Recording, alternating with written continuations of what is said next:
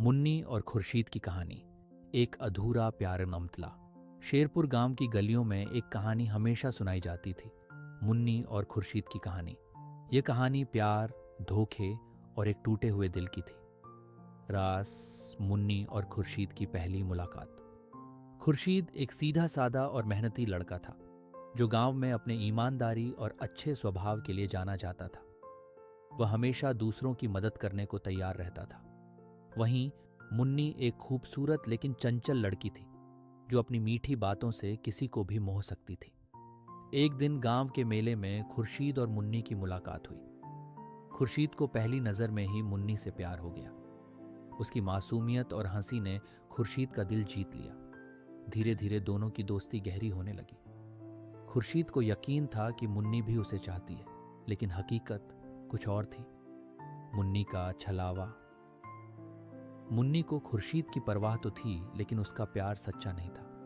वह बस खुर्शीद के साथ वक्त बिताना चाहती थी, लेकिन उसका दिल कहीं और था।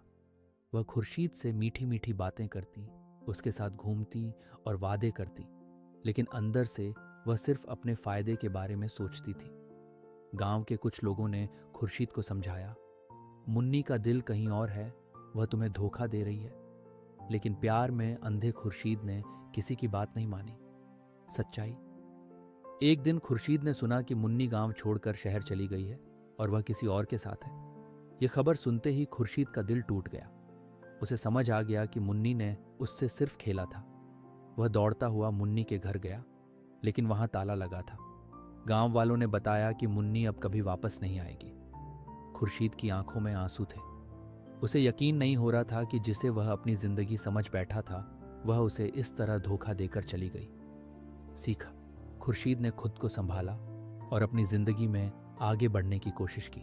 उसने सीखा कि सच्चा प्यार सिर्फ शब्दों से नहीं, बल्कि कर्मों से साबित होता है।